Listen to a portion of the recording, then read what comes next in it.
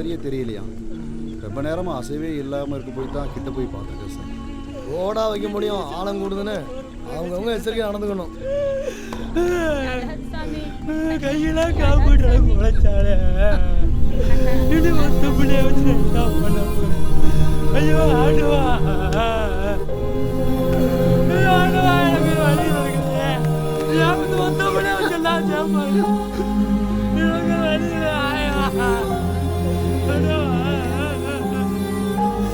சொந்த முட்டு இருக்கிற எல்லாம் சொல்ல மாட்டேன்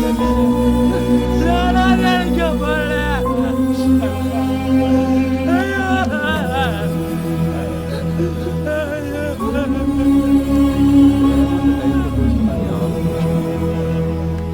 வெள்ளம் வரும் நாறு கண்டாங்க. திடீர்னு மழை வந்து மடார்னு ஆளை தூக்கிடுச்சேன்.